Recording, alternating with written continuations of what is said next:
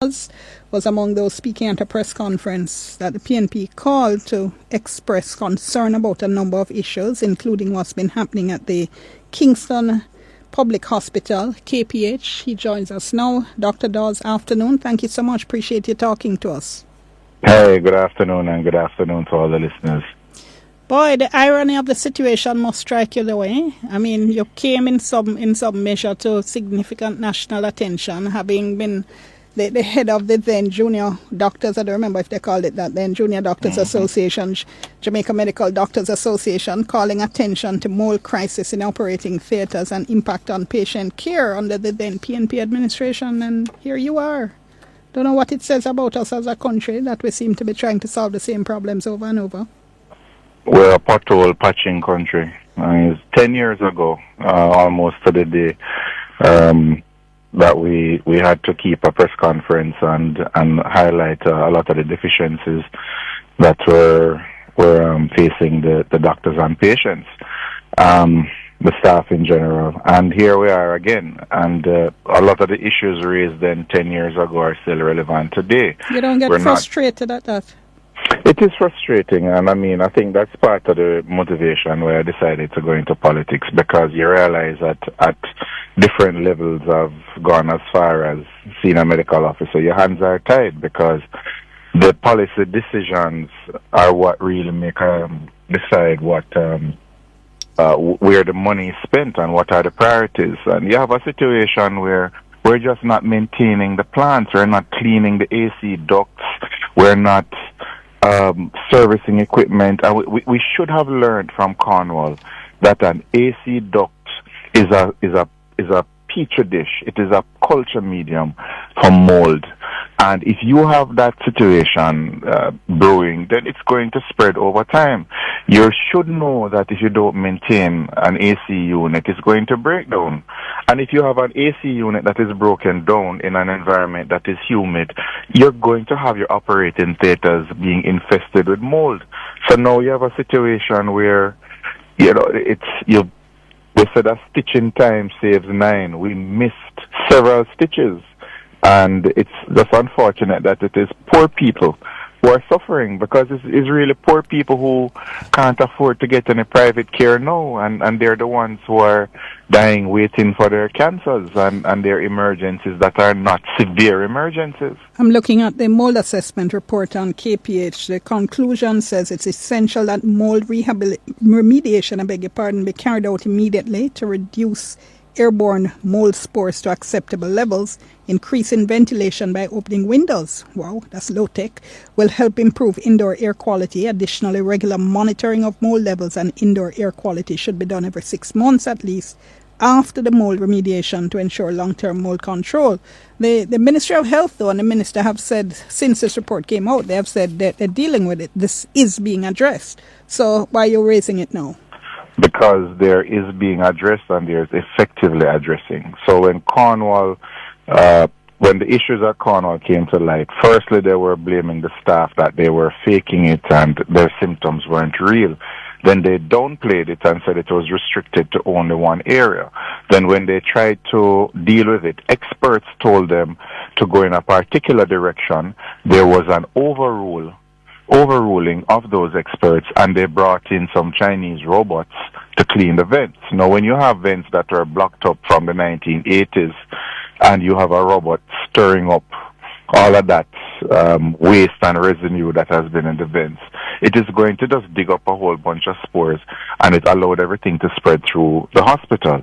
Then you continue to take steps for years and billions of dollars later until you have reached a point now where the actual work of fixing, of building out Cornwall has only started 6 months ago. Except I'm asking you about KPH though, and you're gone off into Cornwall. So I don't focus on KPH. I tell you what, I do beg your pardon. Can you hold 1 second for me, Dr. Dawes? I'm at the break. Have to take the break. We're coming right back to you right after the break. We're talking to ALFRED Dawes. Dr. ALFRED Dawes is opposition spokesperson on health and wellness. We're back in a moment with him.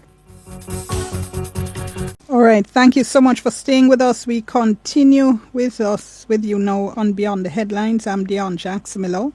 And we remind you of our WhatsApp line. It's 876-553-5908, 553-5908. Give us your first name, give us your general location.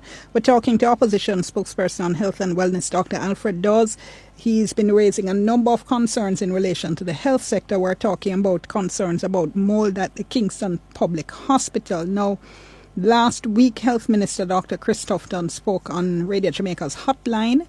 He said the AC unit that had forced the closure of the problems with the AC unit have been fixed. It's because of the AC unit why the operating theatres had developed mold and had to be closed. He said mold remediation work is going on. He said the work that's being done is very thorough. There should be a better situation when that work is finished. And he also said the construction of a new plant at the hospital will fix these problems. I was asking Dr. Dawes just before the break, seeing that the ministry has said they acknowledge the mold problems. They said the remediation work that has been recommended is being done. So I'm asking him why raise this now, and he went off into Cornwall. And I was like, come back to KPH now. Why raise KPH now? Well, I went off into Cornwall because we were told for 9 years that remediation is being done and it is being dealt with. And we were caught up where for 9 years, all of Western Jamaica, and by extension the island, because sometimes you have to send patients there, we suffered for it. And I just don't trust them because they are not giving us the true story. They always try to downplay the severity of these situations. And I can tell you for a fact, even though they say that the remediation work is going on and they have dealt with the clinic situation already, I'm challenging the Ministry of Health to release a second mold report that was done after they did their remediation work. I'm challenging them to it, since they say that they're speaking so confidently that work is taking place. So you know of the second mold report? I'm challenging them to release it. But if you know of it, why not request it? I'll just leave it at that. I understand, but I mean, it's nice political theatrics, but why not just request a report, which you can do by law? They're not going to give us. They're not going to. You can do it by law. They're not going to give this report. Do it by law. Do it under the ATI Act if you know of the report. Make the request. And you can do that as well. No, and we're going to do it as soon as we come off here. I'm just saying, though, rather than just say this, release the report, you could actually take action to force a release. It's easier for them to just release it since they've asked for it, rather than going through ATI. But the fact of the matter is that the situation is far worse than they're making it seem. They're making it seem as if it's almost business as usual, where surgeries have been outsourced to other hospitals and the clinics have been moved to another area. The fact of the matter is that ICU spaces have been downsized and they're over by Victoria Jubilee Hospital right now. The elective surgery lists have been cut back significantly because they are now shuttling patients to UA and National Chest Hospital and even Bustamante Hospital for children to have some of these cases done. There is a backlog of cancer cases that cannot be cleared because of the slow rate of operating, and there's an accumulation of new cancer patients in the clinics. Dire emergencies are being done.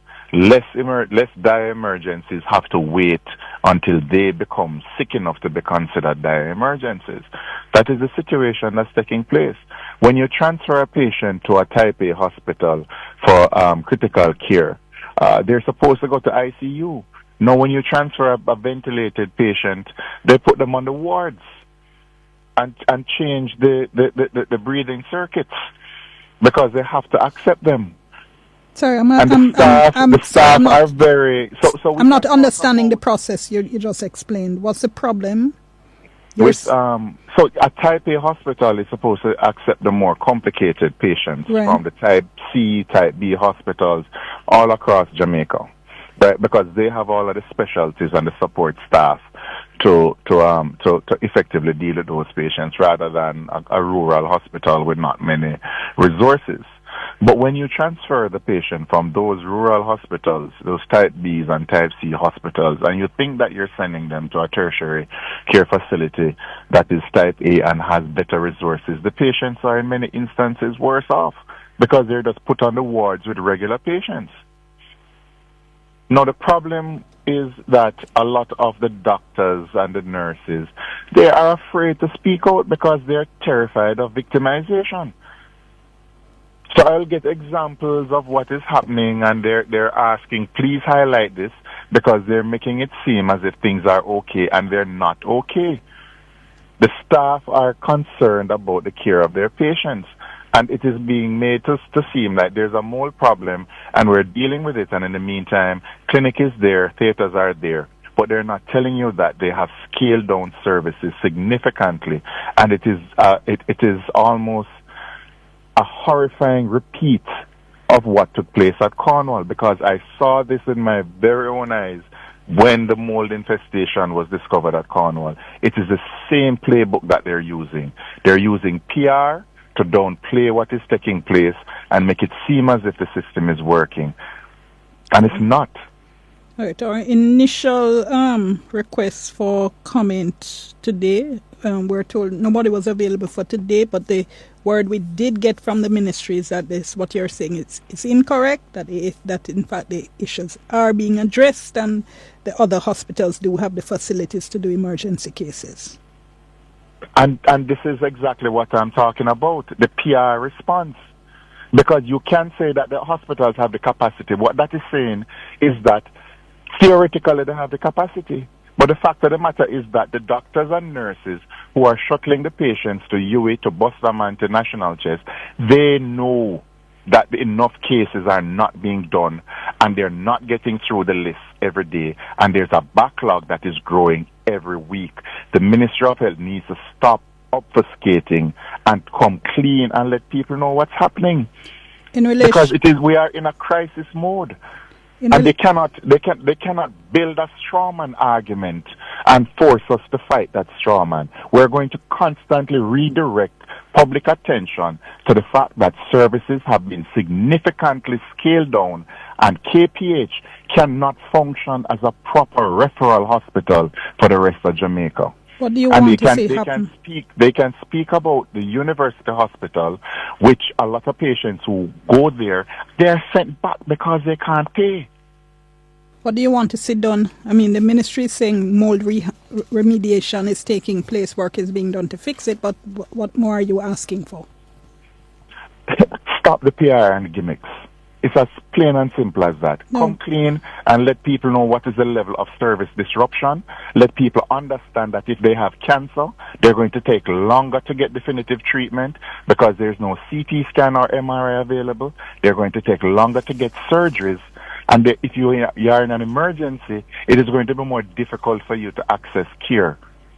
It's as simple as that. Come clean. And if you can state clearly that what I am saying is not true, then I'm going to have to start asking some of the very doctors and nurses who are telling me the situation on the ground to come out and say it as well. Because it cannot continue like this. We saw it happen at Cornwall Regional, and we're not going to sit by and allow KPH to become Cornwall 2.0. Yeah, I'm going to say again, though, before I let you go again, some of the information that you're getting, and I do understand, obviously, that you know healthcare professionals, they're speaking to you, they're passing on information, but again, some of the information you're sharing that you've got informally, you can ask for officially, and surely you think that would lend your comments and your statements more weight as opposed to you saying Ray and the Ministry of Health saying Ray. Well, that's where we are. You are saying X and the ministry is saying not so. That is, and they did the same thing where Jesse James said that the water quality was poor. They came out and said no. No man, you're gone on to something else. I'm talking about. I'm just showing you another example of why you cannot trust what the Ministry of Health says. Except I'm speaking specifically about statements coming from the opposition. But I'm looking at their track record, where they said Jesse was incorrect and he was bringing false information until Jesse provided the report from the NWC. And now the Ministry of Health has egg on its face in that instance. Well, except the Water Commission has been saying that they backtrack on that, by the way. But the report is there. That shows that. Let me finish a sentence on Dr. Dawes, though. I was saying that the response when we were speaking about the report is that the report was reported the contamination was reported in terms of coliform, and that Councillor James was speaking about fecal coliforms, and the Water Commission was saying that's not accurate. That's not what the report was saying. coliforms, he mentioned that coliforms are usually found in feces and soil, and he said that again today.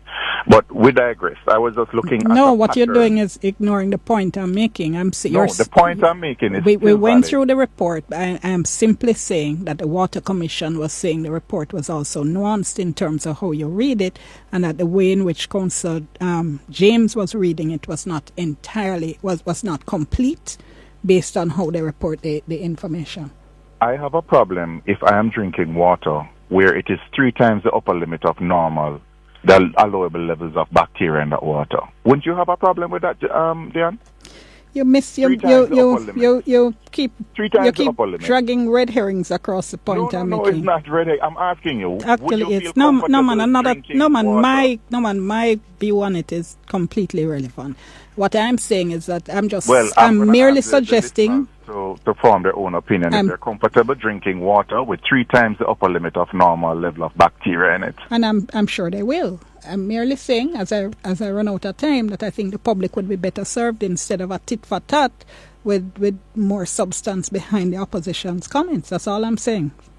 Well, we can release whenever we can, but we have to protect the identities of our confidential informants. No, man, I'm not suggesting you. I'm not suggesting you come forward and you say, nurse this, do this, and nurse that, do this. I'm saying, for instance, you know of a second report. If you have listened to everything what the ministry has come out with, it is always these nebulous, vague, obfuscating rebuttals.